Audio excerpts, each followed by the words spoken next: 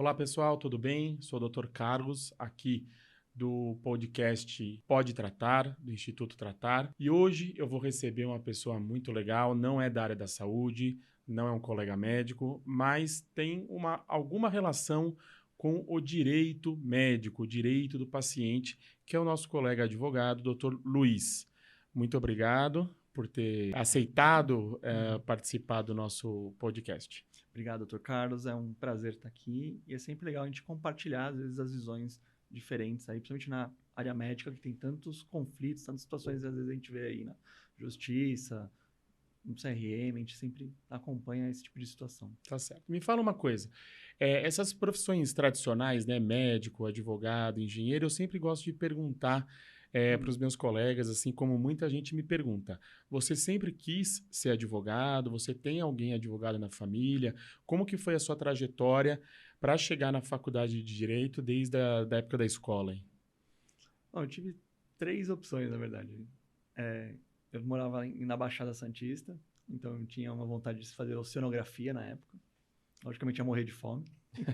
Sabe que eu teria que ir para o exterior, aqui é muito difícil. E eu sempre gostei muito de ler e de escrever e de refletir sobre isso. Então, eu passei para jornalismo e para direito. Tá. Aí eu acabei indo para o lado negro, fui fazer direito. Fui trabalhar com os conflitos das pessoas. Mas aí, essa paixão de ir escrever e de pesquisar e de ler, assim, aflorou muito na época da faculdade. E eu, principalmente, fui pesquisar uma área que, na advocacia, ela é menos procurada aqui, menos famosa, seria o direito internacional, principalmente.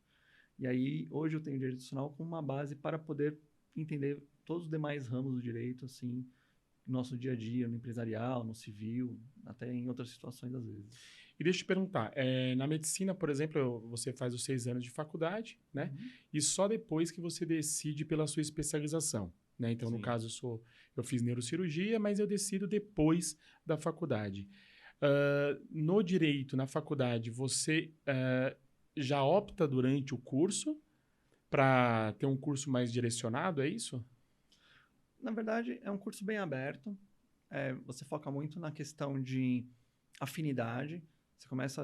Eu brinco no primeiro ano, todo mundo quer ser penalista, quer ser delegado, quer ser ministro do Supremo. E, aos poucos, você vai ser influenciado pelo estágio que você faz. Então, se você vai trabalhar no escritório de civil, possivelmente você vai acabar indo nesse caminho. Se faz um estágio em penal, você vai um estágio na área pública, na defensoria, com um magistrado. Então, isso também te encaminha para alguma escolha de carreira. A carreira jurídica, ela permite você atuar em diversas áreas, e aí sempre é o que a gente brinca, ter a carteira da ordem do advogado, ser um promotor, você vai ter que, em algum momento, trabalhar com várias áreas diferentes. Tá. E aí, a sua afinidade, você vai especializando, e aí você vai finalizar o encaminhamento da sua trajetória profissional lá pelos 25, 27 anos, já numa área que você tem muito mais facilidade e conhecimento para poder explicar, orientar e atuar diretamente. Ó, eu vou te falar uma coisa. Eu sou um grande defensor da ideia de que todo mundo, independente do curso, tenha que ter pelo menos o básico do direito e o básico da economia no curso. Independente. Vai fazer veterinária, vai fazer medicina, vai fazer... Independente. Por quê? Eu acho que não tem sentido você lutar por alguma coisa que você não sabe os seus direitos, né? Você ser acusado de alguma coisa e não saber os seus direitos. Você acusar alguém e não saber os seus direitos, né? Então, falando já disso, eu como ser humano, quais são os meus direitos, que eu acho que todo mundo deveria saber disso, eu sou um grande defensor. Hoje na saúde aqui no Brasil, nós temos 3 principais tipos ou modelos, né? Que é o 100% particular, né? Sim. Pelas fontes pagadoras, né? Pelos convênios, ou pelo Sistema Único de Saúde. Sim. Que, na realidade, né, pessoal, o SUS, ele é no papel, ele é um modelo excelente, né? Alguns países até copiam, né, o SUS, mas aí, por conta de administração, problemas aí que nós sabemos, ele não funciona em alguns locais, tá certo? E aí eu te pergunto uma coisa, a pessoa que não tem um convênio, tá certo? E ela tá passando mal perto de um hospital, né? Ela pode entrar naquele hospital particular, mesmo não tendo convênio, como que você vê essa situação? Como que você aconselha as pessoas, né? Porque ela está passando mal, está com uma dor no peito, por exemplo, acha que está tendo um infarto.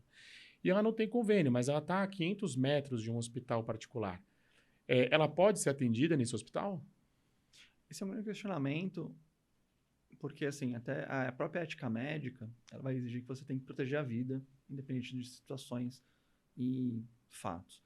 Então, não é uma coisa incomum. Já aconteceu, inclusive, um hospital ali na Santo Amaro, um dos mais famosos, ele tinha um ponto de ônibus bem na frente dele. O pessoal às vezes tropeçava, caía, se machucava, ia para o PS, pra geralmente lá. a pessoa que não tinha uma condição de pagar, porque é um hospital que a gente sabe que é razoavelmente caro.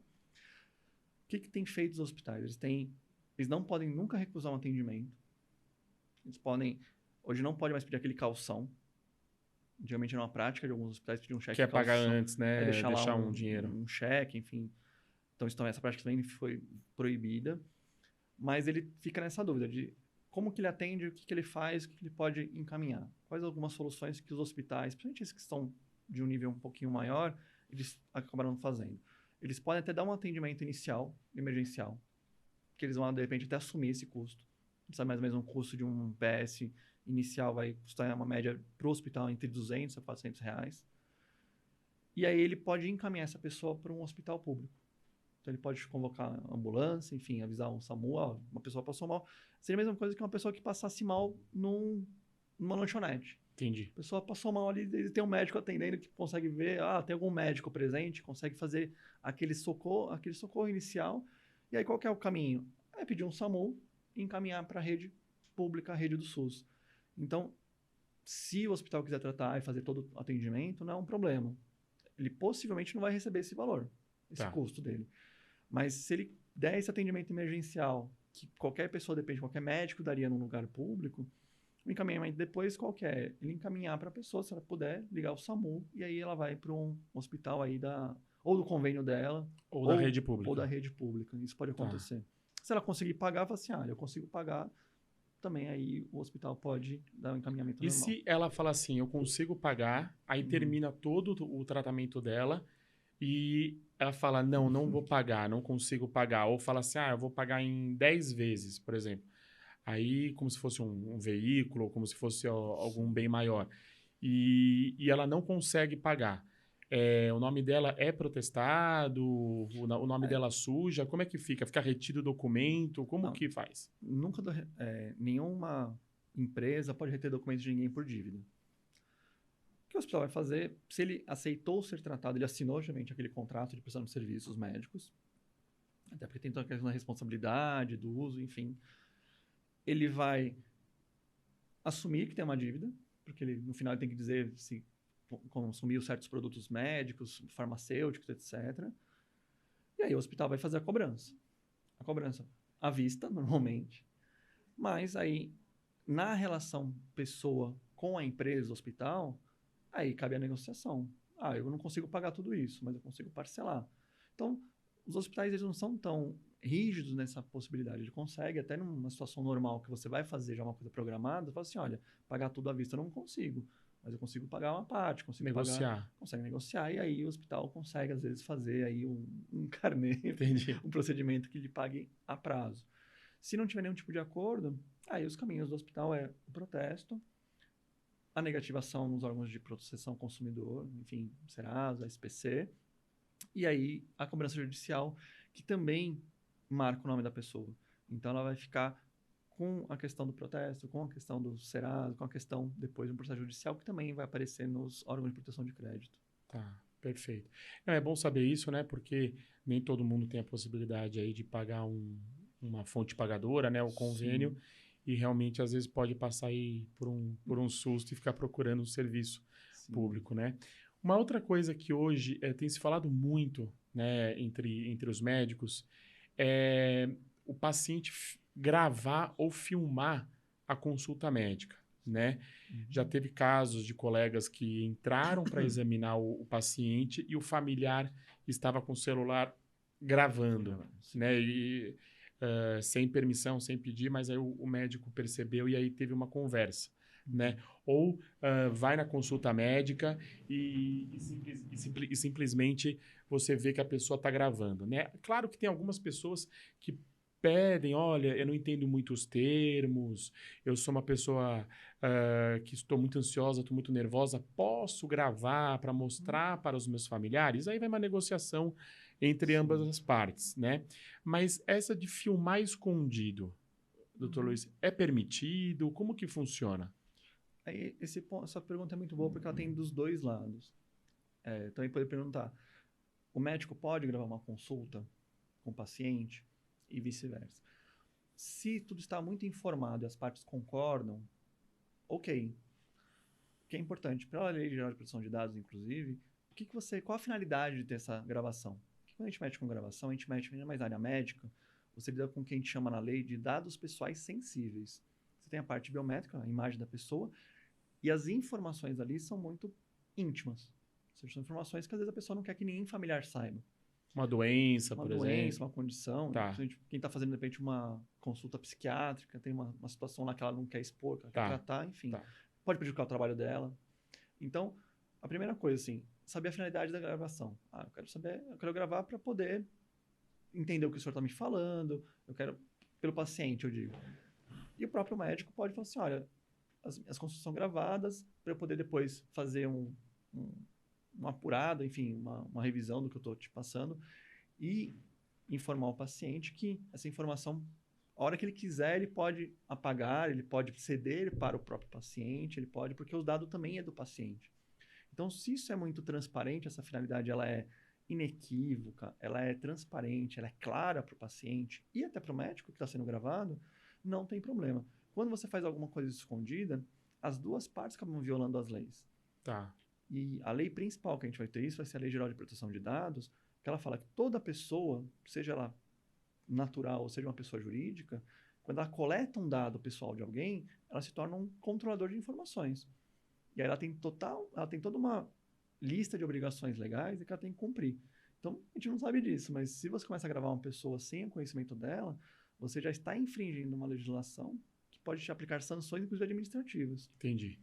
Então, eu sempre recomendo às pessoas, e muitos médicos me perguntam assim, posso gravar uma consulta? Posso ter câmeras no meu consultório, ambientais? Sim, se tiver informado e você fala ao paciente, olha, eu gravo porque depois para mim é mais fácil poder acompanhar você. O paciente fala, sabe, tudo bem, que a confiança médico-paciente é isso, é uma confiança. Sim. Se a pessoa entender que aquilo faz parte até de acompanhamento do tratamento, de repente o médico consegue refazer, visualizar na anamnese uma coisa que de repente não viu no começo, isso aí vai ser toda a diferença às vezes, no tratamento. E isso vale para teleconsulta também, né? Porque virou moda a teleconsulta. Sim. Antes era uma coisa muito que ninguém sabia, só que aí com a pandemia, né? As pessoas com medo de ir no consultório médico e tudo mais, algumas pessoas realmente se dedicam à teleconsulta. Aí vale a mesma coisa também, né? Porque acho que mais ainda, né? Porque aí você está com você pode gravar e ninguém nem vê, Sim. né? O meu medo de alguém gravar também, meu receio, é de você, por exemplo, você está com um celular, né? Aí você tem o celular roubado. E aquela informação você não sabe onde vai parar. Sim. Né? E você está com uma consulta médica ali, né? Eu já passei por algumas situações como essa. Eu fui dar um diagnóstico bem delicado. E aí o familiar falou para mim, falou, doutor Carlos, eu estou muito nervoso. Provavelmente o que você vai falar, eu vou chegar no meu carro, eu não sei se eu vou lembrar de tudo, né? Então o senhor permite que eu grave para depois mostrar para os meus familiares? Aí eu tive, obviamente, a empatia, né? De falar, claro, inclusive, se você quiser, a gente faz uma teleconsulta com todo mundo aqui, eu explico tudo mais. Então, foi o que você falou. Ele pediu a permissão, eu estava ciente, eu dei a permissão e... Sim. E, inclusive, depois de um tempo, ele até falou, doutor, eu apaguei tudo. Eu falei, não, fica tranquilo. Né? Um ponto importante, que você falou a questão até de perda de dados e tanto. É importante quando você tem na teleconsulta, ou em qualquer situação que você grave os vídeos, ou o som, o que a gente recomenda também para a questão da proteção das duas pessoas, tratar sempre essa informação com sigilo, com certo nível de sigilo. E o que eu já vi, a pessoa coloca na internet o atendimento dado pelo médico. Como que é? Não entendi. Coloca no Instagram. Fui atendido pelo Dr. Carlos, tá aqui, tá. e mostra a gravação que o seu consentimento foi para ele poder ver em casa, com os familiares, não ele colocar numa rede. Ah, tá, entendi. Então, a preocupação, às vezes, de alguns profissionais da medicina é justamente isso. Ah, eu fui gravado. Onde pode parar essa minha imagem? Sim. Então, quando o médico concede, como no seu caso, é importante você falar assim, olha, mas isso aqui é uma coisa que tem que ficar somente entre eu e você e seus familiares. Por favor, não coloque no Instagram, por favor, não coloque no Facebook, no YouTube, pelo amor de Deus. Entendi. Porque aí você vai expor a pessoa, vai expor para o profissional, e dependente, algumas situações, até de repente o Conselho Regional de Medicina pode falar assim, mas isso aí é uma mercantilização do serviço médico. Às vezes você não tem nem culpa do que está acontecendo. Tá, entendi. Então, peço para as pessoas tomarem um pouquinho mais de cautela nesse ponto, e aí essa questão de perda de informação pode acontecer. O que a gente fala, às vezes, quando você transmite, às vezes, um áudio, alguma coisa assim, para um paciente ou um documento pessoal, se possível, criptografar, colocar uma senha que somente você e ele conheçam para poder proteger mais ainda essa informação. Entendi. Duas perguntas que toda semana acaba acontecendo. Quanto ao prontuário médico, né? O prontuário médico, realmente lá você obrigatoriamente tem que colocar tudo, as suas doenças associadas, o que você já fez, o que você não fez. Então é uma coisa extremamente pessoal, é uma relação médico-paciente ali. Se o paciente quiser tirar uma cópia do prontuário, ele pode? Então, por exemplo, eu vou pedir uma segunda opinião, ou eu vou mudar de cidade, eu gostaria de levar porque eu tenho uma doença crônica e eu não quero me perder. Dá o prontuário para mim que eu vou tirar uma cópia. E pode fazer isso? Esse é um ponto bem importante e é um questionamento bem antigo, na verdade. Até hoje é mais fácil porque a questão da facilidade de fazer uma foto, por exemplo. Sim, ou bater uma foto, enfim. O prontuário é um documento dos mais sigilosos. Nenhum juiz pode ter acesso. Ah, não pode? Dependendo da situação, nenhum juiz pode ter acesso. Porque é um dado muito íntimo da pessoa.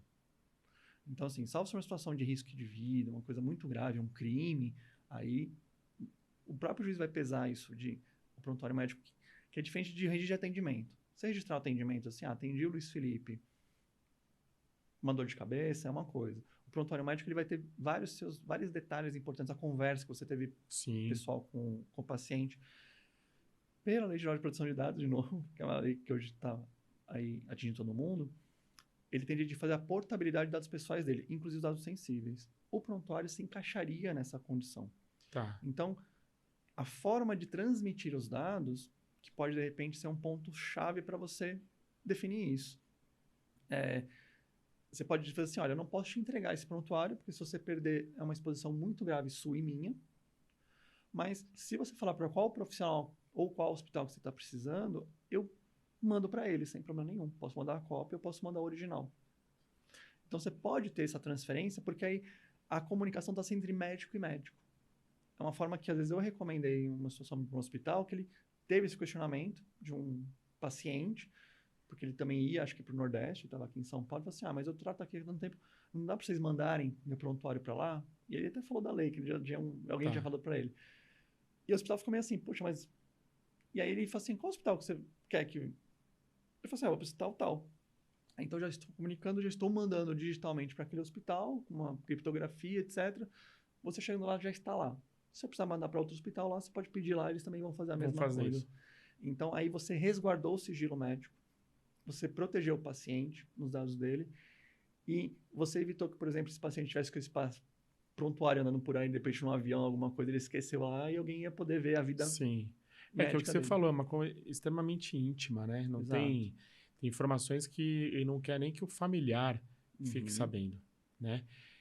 Falando de informação, uma coisa que a segunda pergunta, que na verdade que não é nem toda semana, mas é todos os dias, é o tal do Código Internacional das Doenças, o famoso CID, né? Muitos pacientes falam, doutor, eu preciso de um atestado.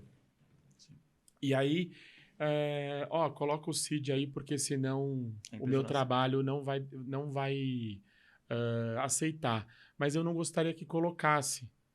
E aí fica esse impasse de tem que colocar o CID, é obrigatório. Como que funciona isso? Porque realmente essa é uma dúvida geral, assim, até de Sim. minha, claro, e de outros colegas médicos, e nenhum paciente sabe, né? A não ser que seja um advogado, talvez. Mas o que está na lei? Eu tenho que colocar o CID, eu não, né? O paciente, ele tem que levar o CID para o trabalho ou não? Essa é uma pergunta bem comum. Uma vez teve um caso que envolvia atestados médicos. Que é importante. O que é o atestado médico? Ele é um documento de fé pública que o médico, quando assina e carimba, aquilo serve até para tirar o cara de uma audiência judicial. Tá. Então, você determina que ele vai ficar 10 dias em casa, 10 dias em casa. Ele não pode... pessoal, na época da Covid, recebeu o atestado, mas eu estou bem, eu consigo trabalhar em casa. Não, você está de atestado, você não pode trabalhar. O médico falou que você... Então, essa prerrogativa médica, ela só pode ser questionada por um outro médico. Então, se tiver um atestado com uma certa doença, uma certa situação, somente um outro médico, às vezes o médico da empresa, o médico do trabalho, ele pode dizer assim, mas o Dr. Carlos deu 30 dias para um caso de conjuntivite que seria 10. Então, ele pode fazer um novo atestado dizendo 10 dias, discordando da opinião. Ah, ele pode? Se for uma situação nesse sentido, Nesse sentido. que você, tecnicamente, você consiga justificar, a gente sabe, conjuntivite são 10 dias, normalmente. Tá, aí eu vou lá e dou 40 dias. 40 dias. Aí, No final do ano, entre Natal e Ano Novo. por que você está dando 40 dias? Tá. Então, o médico do trabalho, o atestado, o médico pode revisar o trabalho do outro médico. Tá. Numa atestado. Sem pedir minha permissão, que sou o médico oficial, digamos Em assim. tese, ele pode te perguntar, ele deveria, até pela questão ética, doutor Carlos, o senhor deu 40 dias numa conjuntivite, por quê? Aí você pode dizer assim, olha, não é só uma conjuntivite, ele está com outro problema um pouquinho mais grave, etc. Então, a conjuntivite também, aí você pode dar uma explicação técnica, Tá. que ele pode aceitar ou não, e aí ele vai contra-argumentar. Mesmo porque tem doenças que não tem como você comprovar, né? Por exemplo, uma depressão, Sim, né? Não tem como você sim. comprovar com exames, né? Agora, a lei, ela não exige CID.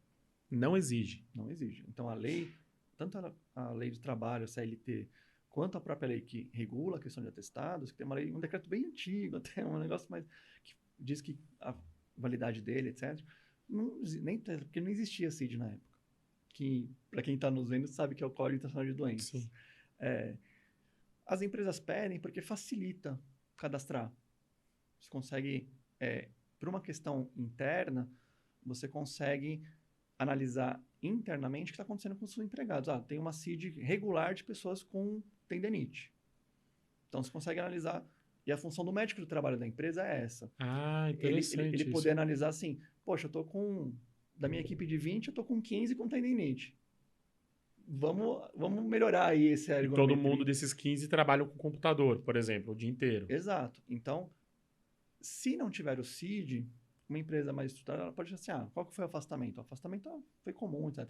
Então, a comunicação de médico-médico, o responsável do trabalho, ele poderia contatar quem deu o atestado e falar assim, olha, o senhor deu esse atestado, eu só queria saber, para fins de estatística, qual que é a CID.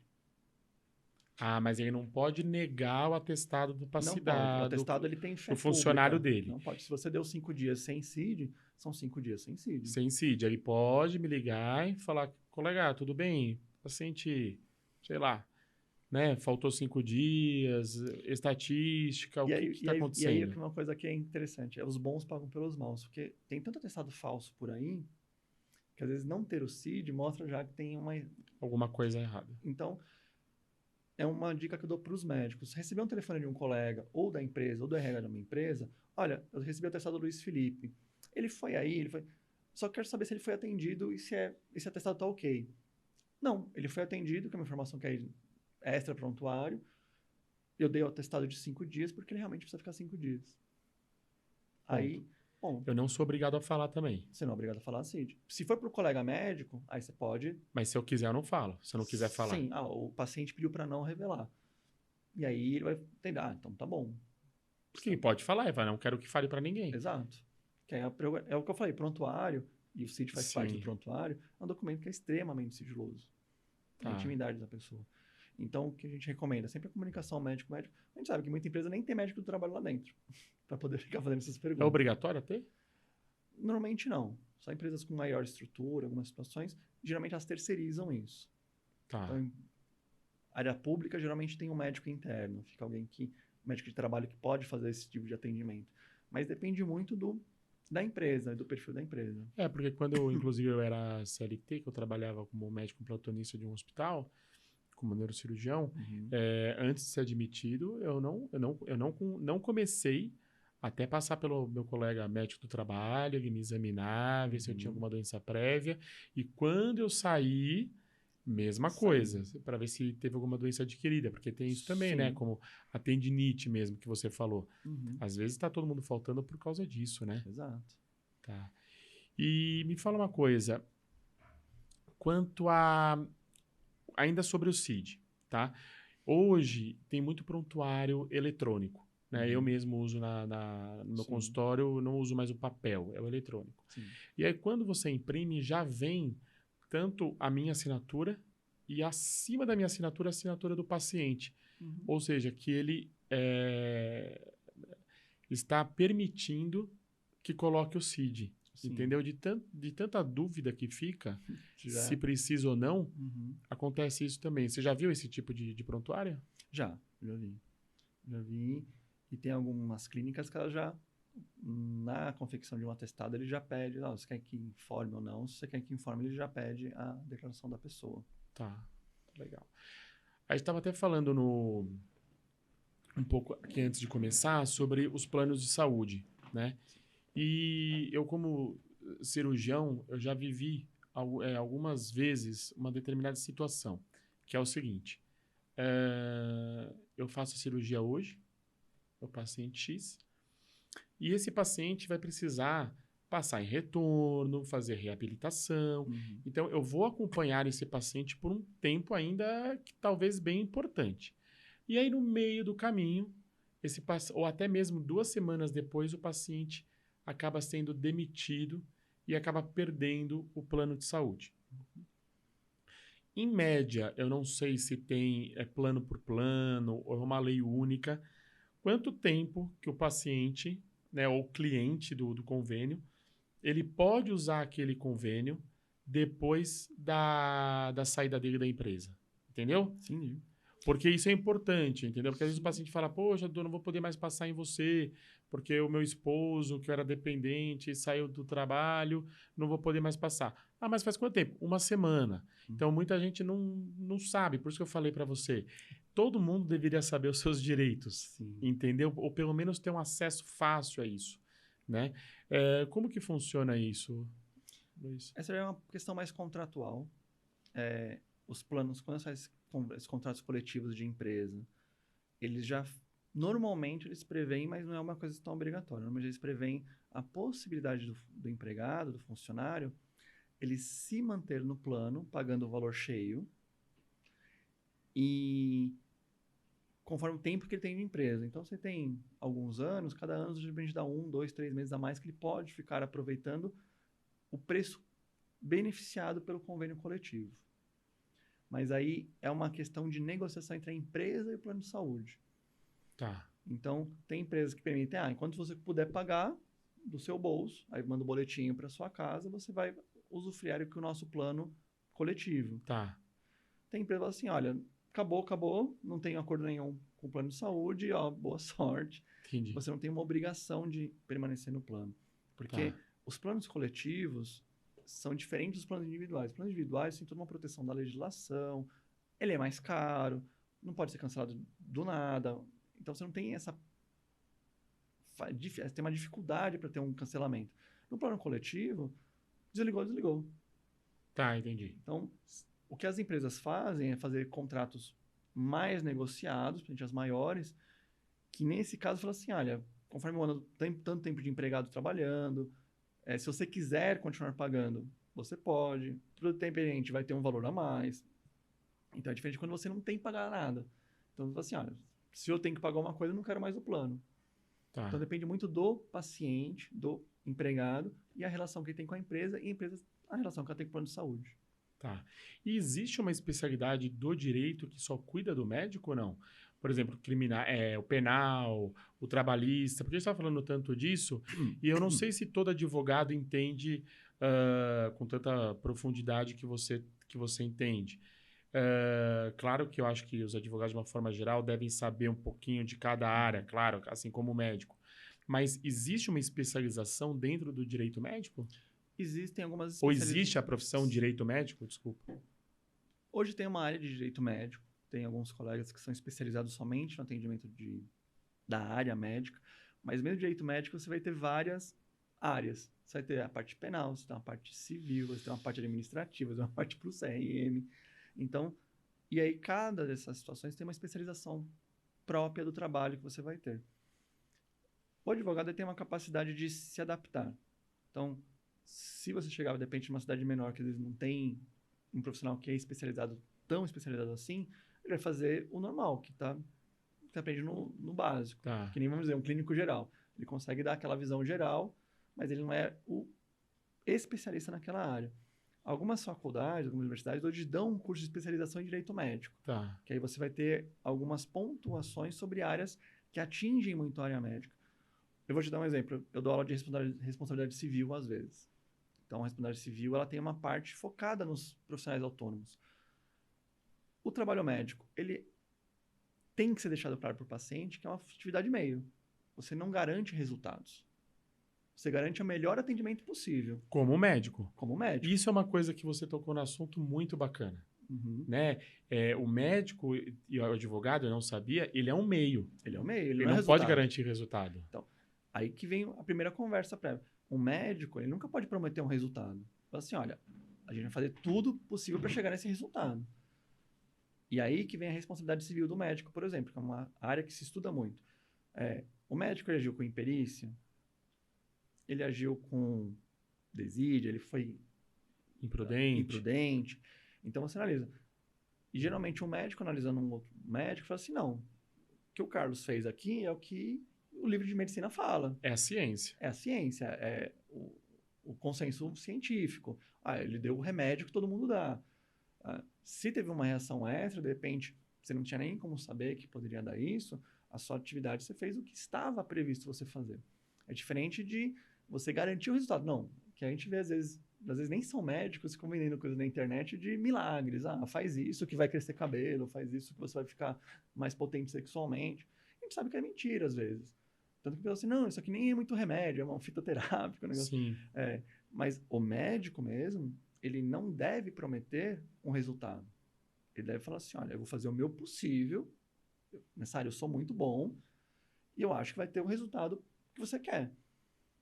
Se no meio do negócio deu, e o corpo humano tem isso, ele pode reagir de maneiras que a gente não controla, mas chegou perto, de repente, do resultado esperado, o médico fez o trabalho dele, ele não pode ser responsabilizado por isso. Exato. E o ponto-chave que eu coloco para os profissionais médicos e médicas que estão por aí é assim, deixe sempre claro para o paciente que o resultado dele é uma expectativa. Tá. Pode dar certo, pode dar mais que certo, pode dar errado. Sim. Isso daí é uma coisa que eu vivo todos os dias, né? Porque a cirurgia da coluna vertebral, ela é muito dinâmica, né? Então, depende de uma série de coisas. Primeiro, que depende do tipo do paciente, né? O peso do paciente, a atividade do paciente, a expectativa do paciente, o tempo de doença que ele tem. Dentro de uma cirurgia de hérnia de disco, por exemplo, eu tenho tratamento conservador e eu tenho tratamento invasivo. Uhum. Dentro do pacote tratamento conservador, eu tenho fisioterapia, pilates, remédio por boca, acupuntura, atividade física, controle do peso corpóreo. Aí eu tenho também os bloqueios de dor e eu tenho as cirurgias. Dentro das cirurgias, eu tenho várias opções. Uhum. E também o pós-cirúrgico ele é muito importante. O paciente respeitou o pós, fez o repouso necessário, fez atividade física, começou a fazer reabilitação, ou seja, eu tenho uma série de variáveis para ajudar ou prejudicar a cirurgia. Então, isso é o que eu sempre falo também. Doutor, nossa, o paciente que sai da sua sala estava pior do que eu e está ótimo. Nossa, pode jogar futebol. Eu vou ficar assim também? Olha, o meu objetivo é sim, né? Por isso que eu estou tratando você, Sim. por isso que eu estudei, e eu vou oferecer o meu melhor nas condições que nós temos. Mas eu não posso garantir, né? E isso de garantia, de comparar pacientes, eu acho que nós podemos entrar num assunto bem legal, que a gente estava até conversando aqui antes, sobre expor o seu trabalho na internet. Então, por exemplo, principalmente algumas especialidades que trabalham com a questão estética, né? Então, eu posso comparar, né? Olha, uma paciente ficou assim, era assim, ficou assim, né? Isso é uma polêmica, né? O que que você acha disso, né? Primeiro a sua opinião, como né, sem ser advogado, se você gostaria, se você ia se sentir bem de estar exposto, né? E na lei, como que você acha que deveria mudar? Qual que é a sua opinião sobre esse assunto? Pessoalmente, eu entendo que a relação médico-paciente é uma questão de confiança. E às vezes você tem, às vezes, a gratidão pelo resultado. Então, se for uma coisa conversada, e aí eu vou falar um pouquinho de lei, mas já dando essa questão da questão pessoal, de se você pediu para a pessoa autorizou, tipo, ela ficou grata com você, fez um super serviço. A pessoa estava toda torta, você colocou lá direito e ela ficou muito satisfeita. Um jogador de futebol famoso, de repente você ajudou lá, ele não estava jogando e voltou a jogar.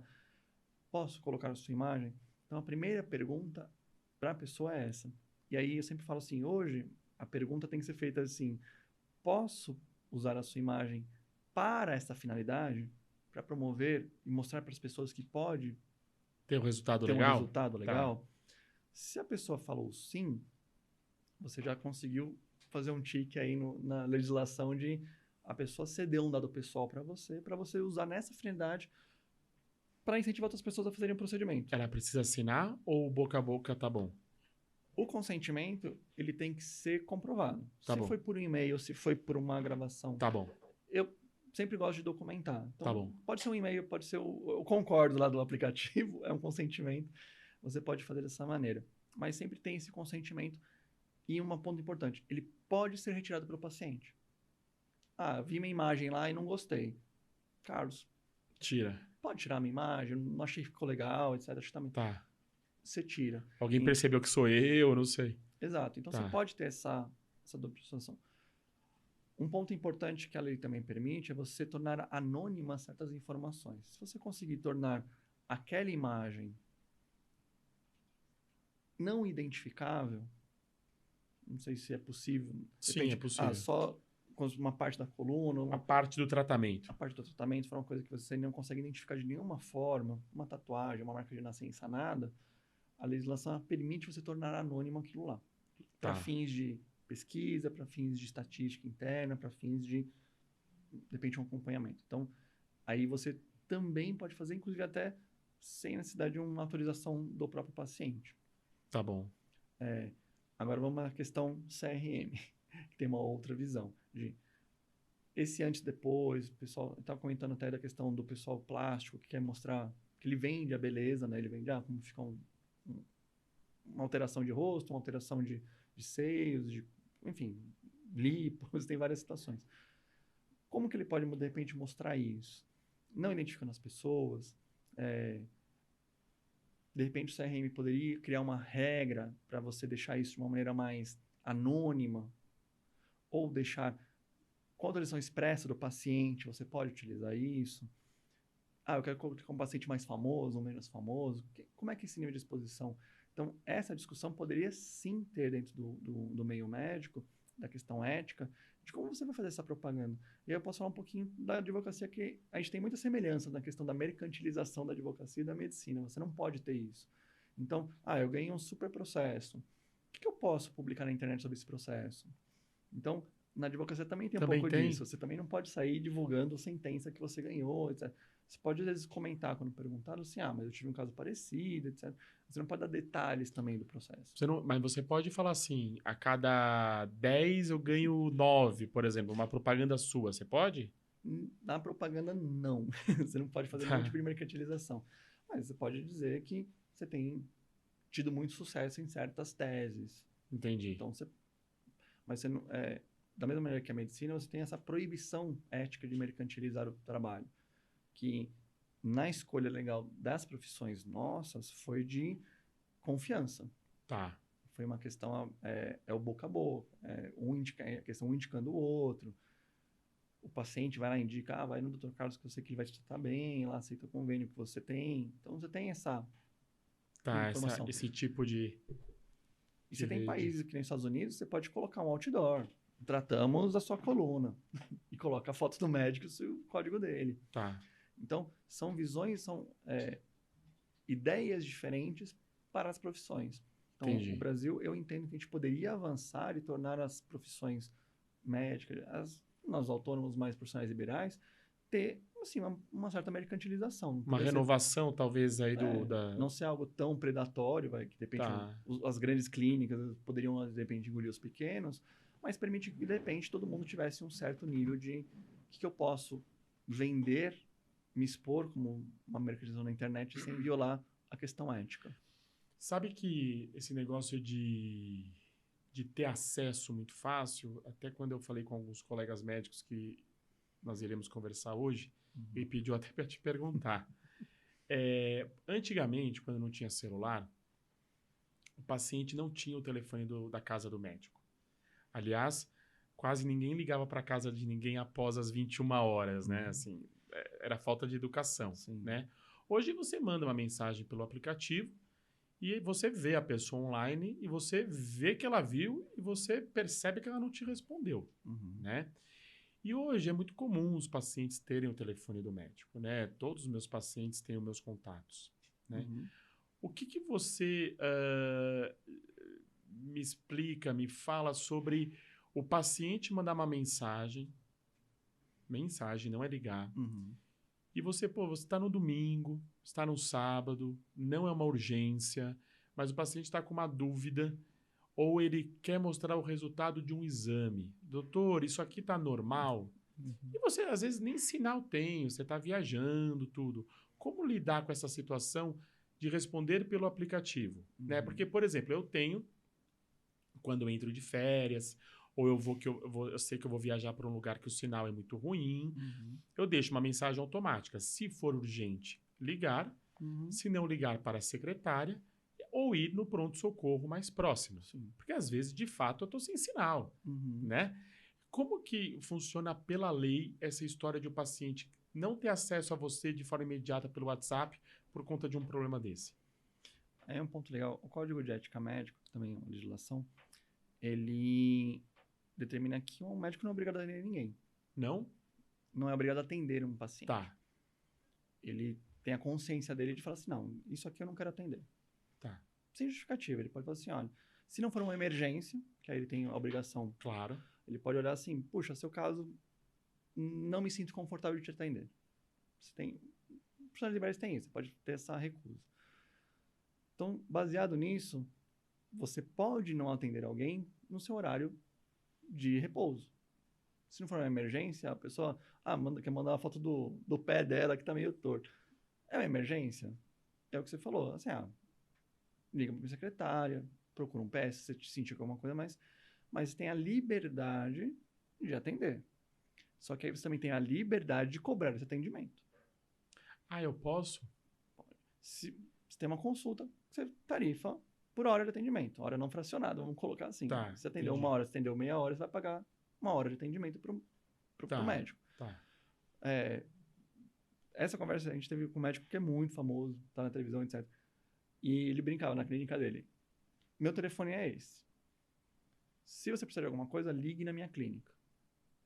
Você está atendida? Não. Se você me ligar, é R$800 a hora. Ele pode fazer isso. Você quer me ligar pessoalmente, em qualquer horário? É isso. Vou te atender. Se você quer só saber como está seu caso, na minha clínica, se eu estiver, eu consigo te atender. Se não tiver, alguém vai te atender e vai, de repente, não te cobrar porque você já pagou essa consulta. Mas o meu telefone pessoal, para te atender a qualquer hora, é esse preço. É isso que você quer pagar? Então, você pode deixar claro para o paciente que, você quer me ligar domingo à noite, à meia-noite, à 1h da manhã, porque você se sentiu diferente, ou então porque você está ansioso, que você quer saber. Então, você está disposto a pagar o honorário do médico. É claro que você tem que ter a empatia, né? Que nem, por exemplo, eu operei um paciente. Sim, Poxa, o paciente tá saindo alguma coisa da ferida operatória, tá com uma dor que não tava e agora tá. Não Sim. custa nada você atender, tirar dúvida, tudo, mas eu tô falando de atendimento mesmo, Não, né? é o bom senso, é o bom senso.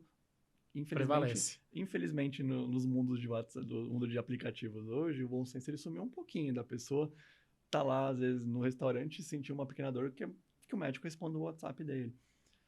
E às vezes, não, você tem uma vida pessoal como profissional. Você é profissional médico, mas você tem a vida do Carlos, que Claro, vai, você tem que ter seu repouso. que vai nem só repouso, sua vida social mesmo, de sair com a sua noiva, ir para um restaurante e assistir uma peça de teatro.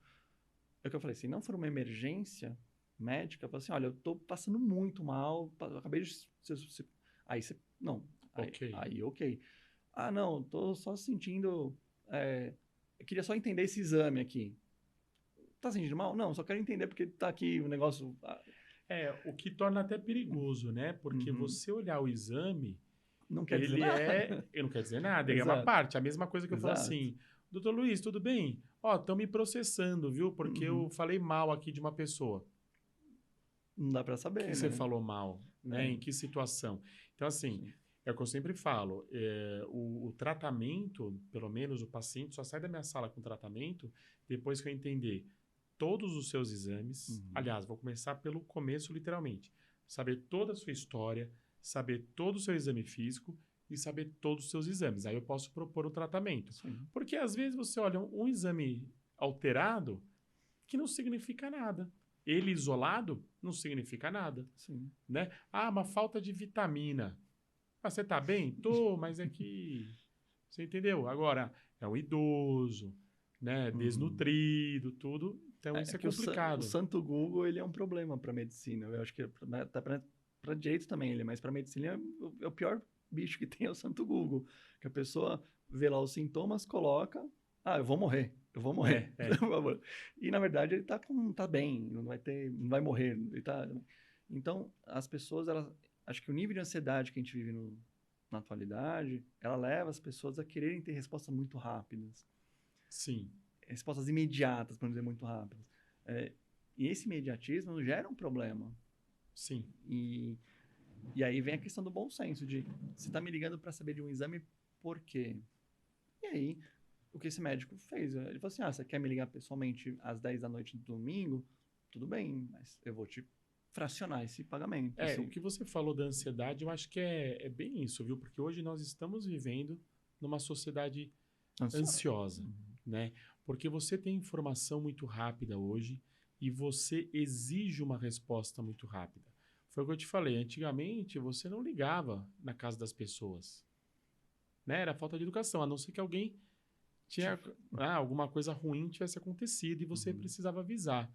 Hoje, você vê que a pessoa está online 1h30 da manhã, você espera uma resposta, né? E se você não responder, ela te liga, né? Ou por que que você não está me respondendo, Uhum. né? E aí o seu descanso acaba, né, o seu momento de relaxamento, às vezes está de férias, às vezes é um feriado, você deixou outra pessoa cuidando disso e a pessoa não sabe, né? Então isso gera uma certa ansiedade, né? E me fala uma coisa, você tem alguma experiência com o médico que quer, é, é, quer atender em outro país? Já tivemos. É, a profissão é uma profissão regulamentada na maioria dos países. Existe uma certa reserva de mercado, uma preocupação dos países, da classe, de se resguardar. E aí você tem várias formas de você legalmente tentar transpor esses bloqueios. Tá, Eu vou te dar um exemplo. Um médico brasileiro formado aqui, com a residência, com a especialização, né? Se ele for para o Japão, ele não vai ser médico nunca.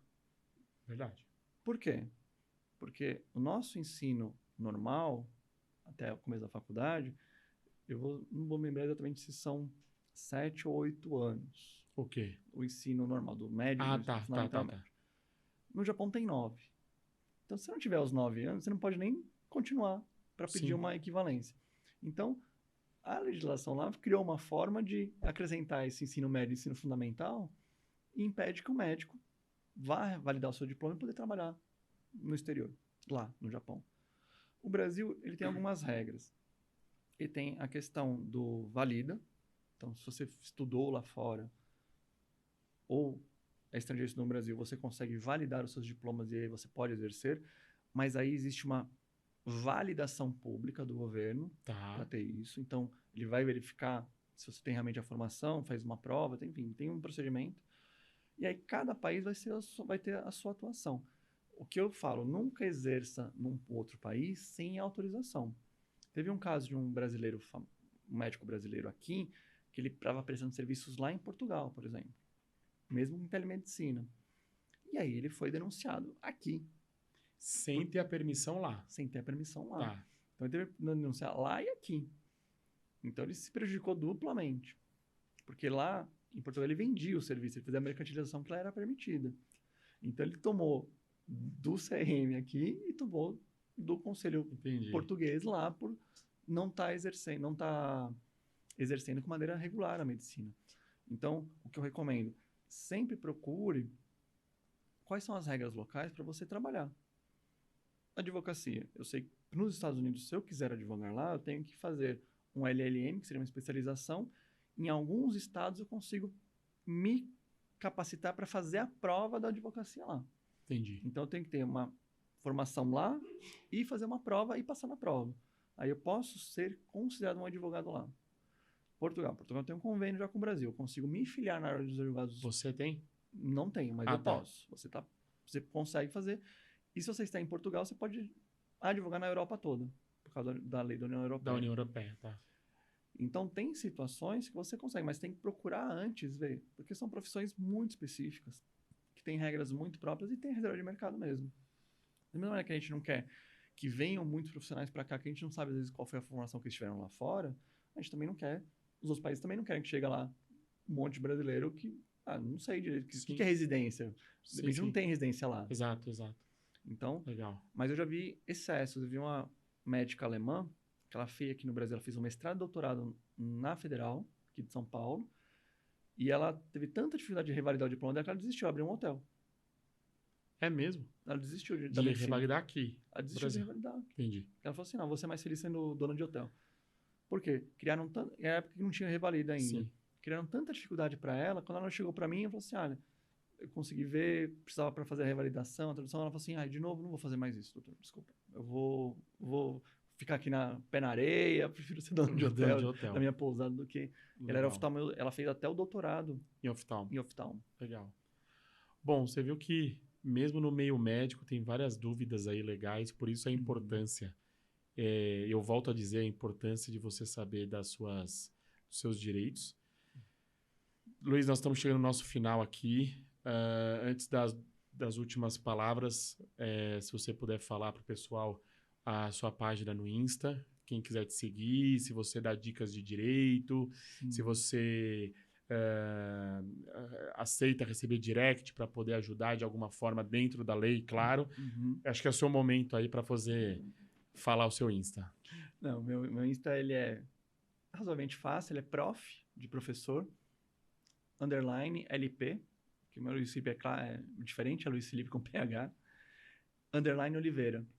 Então, lá assim eu respondo direct, tem algumas informações lá, dicas de direitos que vocês têm, LinkedIn também podem me procurar, também coloco bastante material lá. E eu acho importante a gente compartilhar as informações para as pessoas de uma forma mais acessível. Uma coisa que eu combato bastante é o juridiquês. Eu acho que você falar muito rebuscado prejudica muito.